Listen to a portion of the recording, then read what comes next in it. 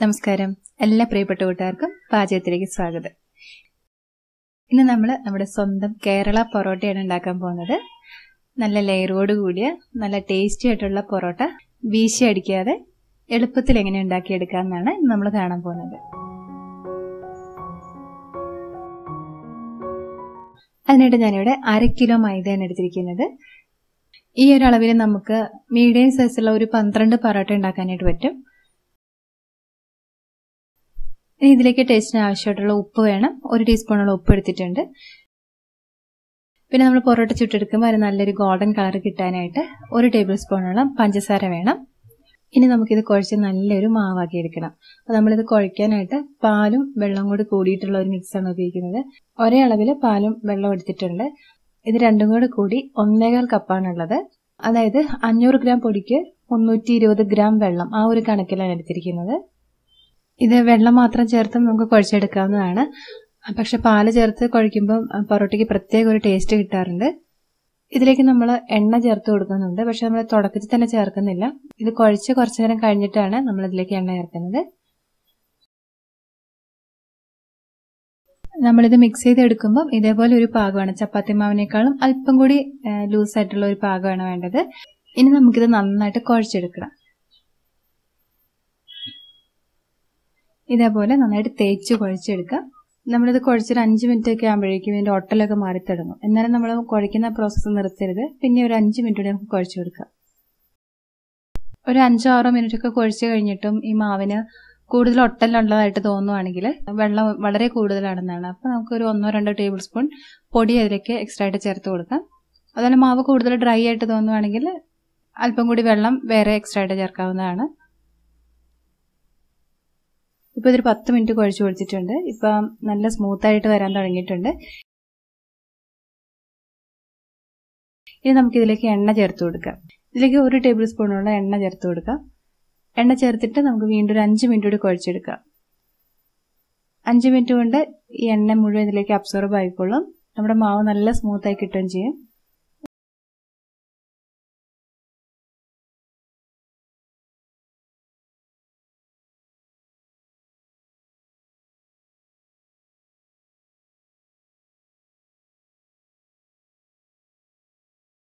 ഇപ്പം മുഴുവൻ ഒരു 15 മിനിറ്റാണ് കുഴച്ചു കൊടുത്തത്.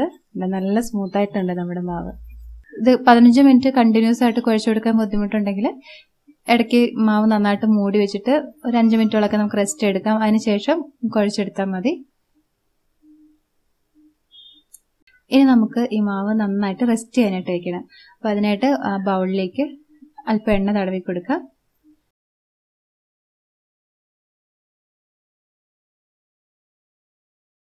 ഇത് അല്പം പോലും ഡ്രൈ ആയി പോയിരിക്കാനായിട്ട് ഇത് നന്നായിട്ട് കവർ ചെയ്യണം.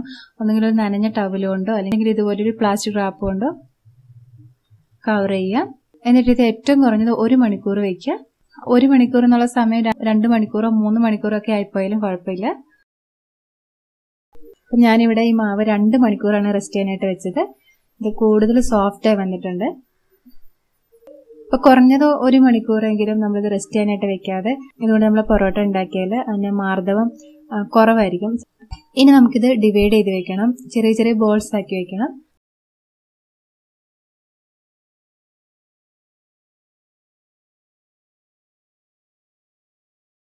ഞാനൊരു മീഡിയം സൈസിലുള്ള പൊറോട്ടയ്ക്കുള്ള ബോൾസ് ആണ് ഉണ്ടാക്കുന്നത്.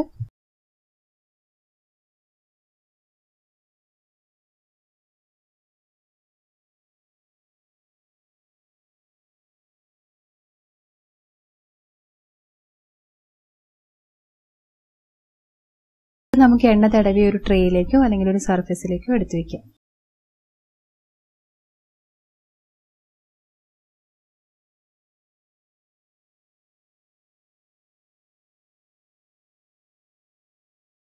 ഇനി നമുക്ക് ഈ ബോൾസ് ഒക്കെ കുറച്ചു നേരം കൂടി റെസ്റ്റ് ചെയ്യാനായിട്ട് വെക്കണം. അങ്ങനെ ചെയ്യുമ്പോൾ ഈ മാവ് ഒന്ന് റിലാക്സ് ആയി കഴിയുമ്പോൾ നമുക്ക് നന്നായിട്ട് കനം കുറച്ച് പരത്തിയെടുക്കാനും പിന്നെ ഷേപ്പ് ചെയ്യാനൊക്കെ എളുപ്പമായിരിക്കും. അപ്പം ഈ മാവ് റെസ്റ്റ് ചെയ്യുന്ന സമയത്ത് ഇത് ഡ്രൈ ആയി പോയിരിക്കാനായിട്ട് നമ്മൾ അതിലേക്ക് എണ്ണ തടവി കൊടുക്കണം. ഞാനിപ്പോൾ ഇതിലേക്ക് എണ്ണയും നെയ്യും കൂടെ കൂടിയിട്ടുള്ള ഒരു മിക്സാണ് ഉപയോഗിക്കുന്നത്. നെയ്യ് ചേർക്കുമ്പോൾ ഒരു പ്രത്യേക ടേസ്റ്റ് ഉണ്ട്, അതുകൊണ്ട് മാത്രമാണ്. എണ്ണ മാത്രം ഉപയോഗിച്ചാലും കുഴപ്പമൊന്നുമില്ല. ഇനി ഇത് ഒന്ന് കവർ ചെയ്തിട്ട് നമുക്ക് അരമണിക്കൂർ ഇത് മാറ്റി വയ്ക്കാം.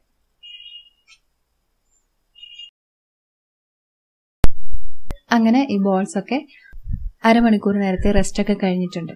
ഇനി നമുക്കിത് പരത്തിയെടുത്ത് പൊറോട്ടയാക്കി ചുട്ടെടുക്കണം.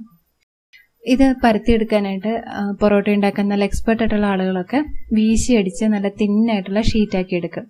എല്ലാ ദിവസവും പൊറോട്ട ഉണ്ടാക്കി പരിചയമൊന്നും ഇല്ലാത്ത നമ്മളെപ്പോലുള്ള ആളുകൾക്ക് അങ്ങനെ വീശി അടിച്ചെടുക്കാൻ നല്ല പ്രയാസമായിരിക്കും.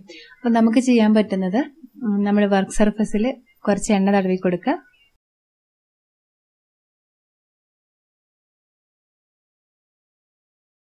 അതിലേക്ക് ഇത് വെച്ചിട്ട് എണ്ണ തടവി കൊടുത്ത ഒരു ചപ്പാത്തി കോല് കൊണ്ട് നന്നായിട്ട് കനം കുറച്ച് പരത്തിയെടുക്കുക.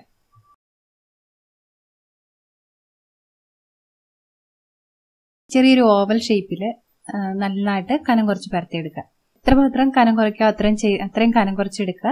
എന്നിട്ട് ഇതിന് മുകളിലേക്ക് എണ്ണയുടെ മിക്സ് തടവി കൊടുക്കാം. എന്നിട്ട് കുറച്ച് മൈദ ഒന്ന് വിതറി കൊടുക്കണം. നമ്മൾ ചുറ്റിയെടുക്കുമ്പോൾ അതിലുണ്ടാകുന്ന മടക്കുകളൊക്കെ പരസ്പരം ഒട്ടിപ്പിടിക്കാതിരിക്കാൻ വേണ്ടിയിട്ടാണ് ഇങ്ങനെ നമ്മൾ ചെയ്തു കൊടുക്കുന്നത്.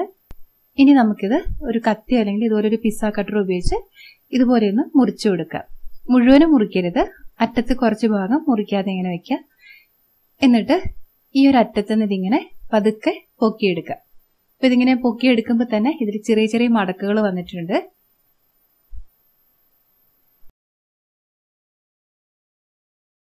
ഇനി ഈ മടക്കുകളൊന്നും നിവർന്ന് പോകാതെ സാവധാനവും ചുറ്റിയെടുക്കുക. ചുറ്റിയെടുക്കുമ്പം ട്വിസ്റ്റ് ഒന്നും ഉണ്ടാകാതിരിക്കാനായിട്ട് ശ്രദ്ധിക്കുക.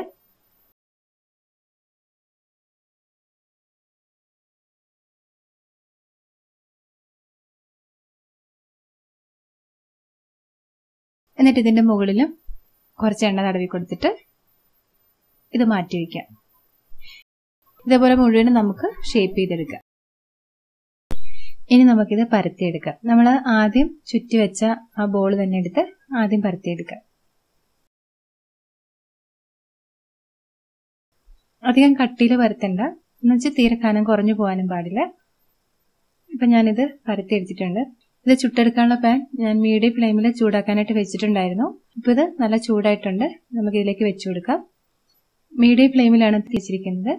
നമുക്ക് ആദ്യത്തെ 1 മിനിറ്റ് ഇതിങ്ങനെ കുക്ക് ചെയ്യണം. അപ്പോൾ ഇതിന്റെ മുകൾ ഭാഗത്ത് കളർ ചെറുതായിട്ട് മാറുന്നതായിട്ട് കാണാൻ പറ്റും.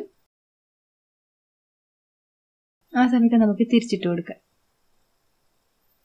ഇനി വീണ്ടും 1 മിനിറ്റ് കൂടി നമുക്ക് ഈ സൈഡും കൂടി കുക്ക് ചെയ്തെടുക്കണം.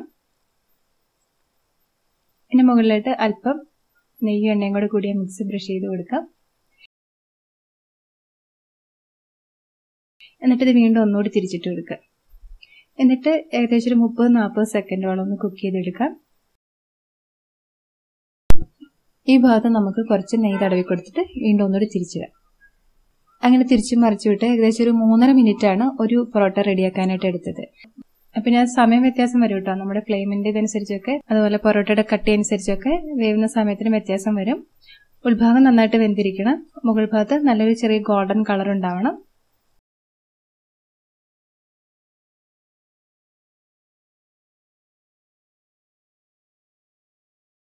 ഇത് ചൂടൊട്ടും ആറിപ്പോകാതെ നമുക്കിത് ഒരു കാസറോളിൽ സൂക്ഷിക്കാം.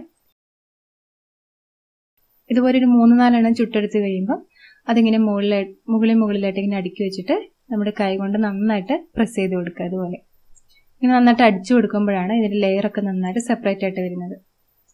ഇത് നല്ല ചൂടോടുകൂടി തന്നെ നമ്മൾ അടിച്ചു കൊടുക്കണം.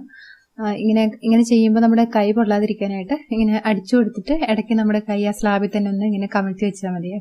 അപ്പൊ നമുക്ക് കൈ പൊള്ളാതെ ഇത് അടിച്ചു കൊടുക്കാൻ പറ്റും.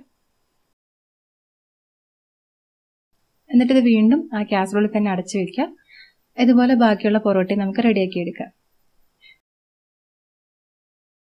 അപ്പൊ ഇത്രയേ ഉള്ളൂ. നല്ല ടേസ്റ്റ് ആയിട്ടുള്ള പൊറോട്ട നമുക്ക് വീട്ടിൽ തന്നെ ഉണ്ടാക്കാൻ പറ്റും. ഇത് ചൂടോടുകൂടി തന്നെ കഴിക്കുന്നതാണ് ഏറ്റവും നല്ലത്. നിങ്ങൾക്ക് ഇഷ്ടമുള്ള കറിയുടെ കൂട്ടത്തിൽ ഇത് സെർവ് ചെയ്യാം. അപ്പൊ ഇന്നത്തെ ഈ വീഡിയോ നിങ്ങൾക്ക് യൂസ്ഫുൾ ആയി ഞാൻ വിചാരിക്കുന്നു. നിങ്ങൾ ഇതുപോലെ ട്രൈ ചെയ്തിട്ടില്ലെങ്കിൽ ചെയ്ത് നോക്കുക. തീർച്ചയായിട്ടും നിങ്ങൾക്ക് ഇഷ്ടമാവും. ഇഷ്ടപ്പെട്ടെങ്കിൽ ലൈക്ക് ചെയ്യാനും ഫ്രണ്ട്സിനും റിലേറ്റീവ്സിനും ഒക്കെ ഷെയർ ചെയ്ത് കൊടുക്കാനും മറക്കരുത്. അതുപോലെ ഈ ചാനൽ നിങ്ങൾ ആദ്യമായിട്ടാണ് കാണുന്നതെങ്കിൽ സബ്സ്ക്രൈബ് ചെയ്യാനും പുതിയ വീഡിയോസിന്റെ നോട്ടിഫിക്കേഷൻ കിട്ടാനായിട്ട് അരികിലുള്ള ബെൽ ബട്ടൺ പ്രസ് ചെയ്യാനും മറക്കല്ലേ. അപ്പൊ നമുക്ക് വീണ്ടും നല്ലൊരു റെസിപ്പിയിലൂടെ കാണാം. അതുവരെ നന്ദി, നമസ്കാരം.